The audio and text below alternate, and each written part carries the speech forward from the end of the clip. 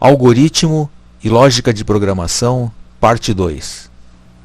Olá pessoal, sejam todos bem-vindos. Eu sou Albert Garcia e peço que você inscreva-se no canal, deixe o seu like, ative o sininho das notificações e compartilhe este vídeo. Nós temos essa ferramenta que eu estou usando, é a ferramenta Dia. Ela possibilita com que nós façamos os nossos diagramas de blocos e outros diagramas. Existem vários tipos de diagrama que ela possibilita.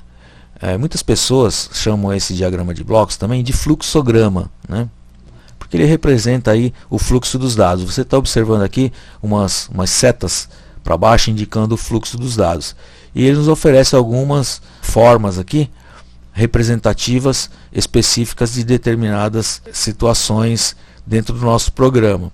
Elas vão representar, por exemplo, aqui o início, né? Aqui é uma expressão, esse quadradinho é uma expressão. Quando eu declaro o número e o contador, né? Já iniciei ali. Esse aqui é quando vai imprimir alguma informação na tela. Esse aqui é o desenho de leitura, quando eu vou ler do teclado. Vou precisar ler o número que o usuário vai digitar. Ó, informe quantos números deseja digitar. E já vai ler aqui um número do teclado. Aqui é a expressão de iniciação do array. Eu estou instanciando e iniciando ao mesmo tempo com a quantidade, com a sua capacidade, que é o número que foi digitado aqui pelo usuário.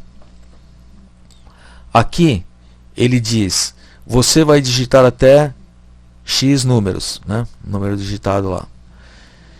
Se o número digitado for 0, o programa encerra e apresenta os números digitados. Aqui são as informações das regras do programa para o usuário ficar consciente. Se a quantidade dos números válidos digitados alcançar o limite, o programa apresenta a quantidade dos números digitados e encerra.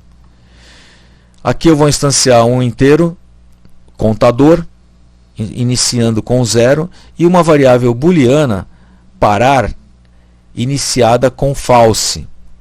Ela vai ser utilizada aqui, nessa estrutura de repetição, o loop, ou laço de repetição, né? Do tipo while do, né? Então, enquanto a condição for verdadeira, faça. Ele vai descer fazendo aqui esse fluxo. Enquanto parar for false. Quando parar se transformar em true, ele vai sair do laço, né? E vai seguir o programa. Mas enquanto parar for false, vai falar para o usuário digitar um número, tá? E aqui vai ter de novo a leitura do teclado. Aqui, pessoal, como esse desenho é muito grande, muito extenso, nós estamos utilizando aqui um conector. Coloquei um conector número 1. Então nós vamos para uma outra parte do diagrama, né? Então ele leu do teclado, né? Aí ele vai testar. Aqui é uma estrutura de decisão. É um if-else, né? Então ele leu o número do teclado, ele vai precisar fazer alguns testes aqui. O número digitado é igual a 0? Se sim, você lembra que o nosso programa precisa encerrar.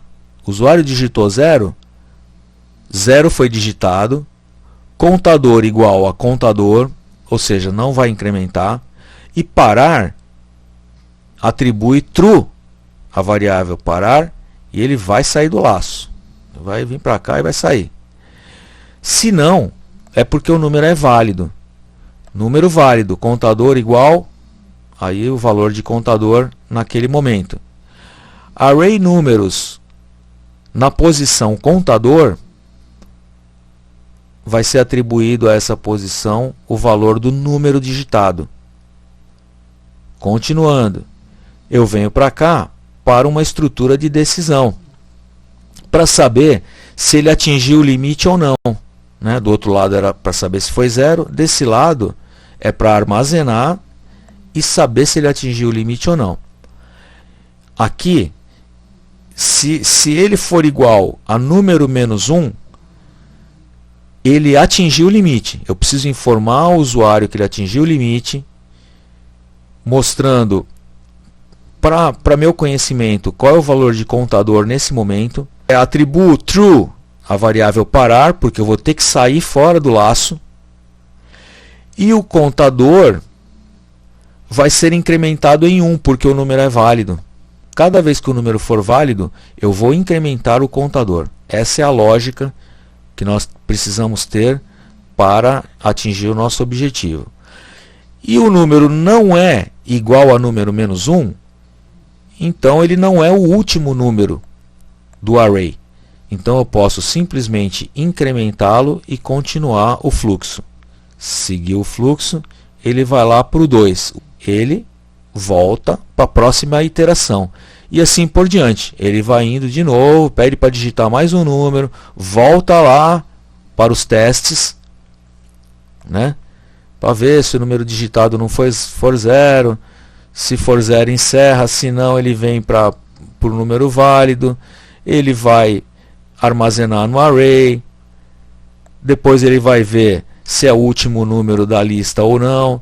Se for o último da lista, ele vem para cá. Se não, ele só incrementa, volta para mais uma volta no laço e assim por diante. Atingiu o limite, ou foi 0, ele não vai para o 2. O parar se torna true. Quando o parar se torna true, ele sai do laço. Ele sai do laço e vai para a próxima parte.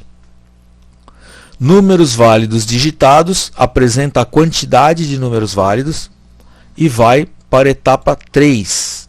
Na etapa 3 é a etapa de construção da nossa string que será apresentada.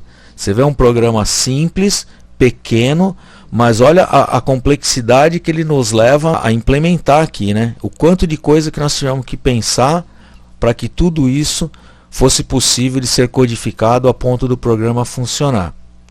Nós aqui agora vamos fazer um laço de repetição para ele concatenar a string que será apresentada ao final do programa. Eu poderia ter feito isso já no laço while? Poderia, mas ia ficar mais confuso para o nosso entendimento aqui. Mas eu creio que nós poderíamos fazer essas concatenações já dentro daquele while. Mas eu separei para que ficasse mais claro para nós a construção da string para a sua apresentação do resultado final do programa.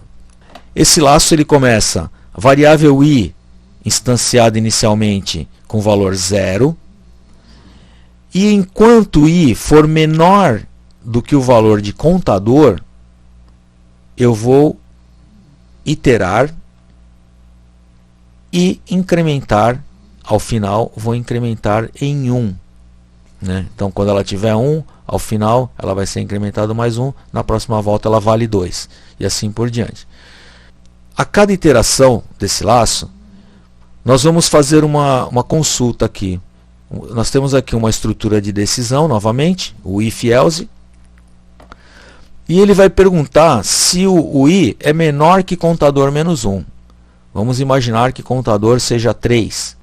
Então contador menos 1 é 2. Então vai sempre perguntar se o i é menor que 2. Então i começa com 0, depois i se torna 1 e depois i pode se tornar 2 no máximo, no caso do usuário ter digitado a quantidade 3 para o seu array. I é menor que 2, no nosso caso? Sim. Se ele é menor que 2, ele vem para cá. Eu concateno aquela variável inicialmente vazia com o valor que está em array números na posição i.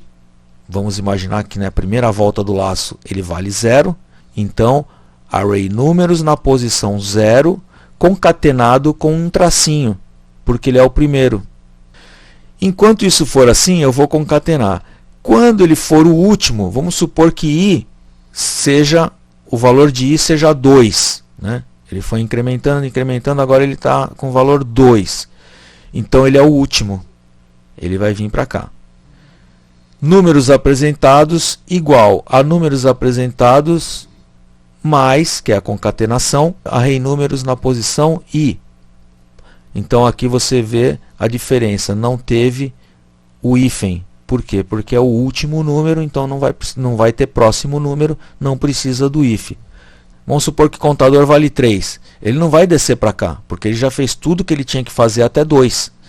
Aí ele vai sair do laço, e nós já estamos caminhando aqui para o final do programa. Ele vai apresentar os números digitados, né? Na variável números apresentados, vai dizer que é o fim do programa, e aqui na nossa representação isso também é o fim do programa. Agora, quando você olhar para o código, para a codificação que nós implementamos, a ideia é que esse código que nós vamos escrever fique o mais fiel possível a essa representação gráfica. Você pode falar, meu programa está pronto, porque você pode escrever esse programa em qualquer linguagem sem medo de errar, porque a chance de funcionar é grande, tá bom, pessoal? Obrigado por ter assistido a segunda parte dessa videoaula, e eu convido você que assista também a terceira e última parte desta videoaula.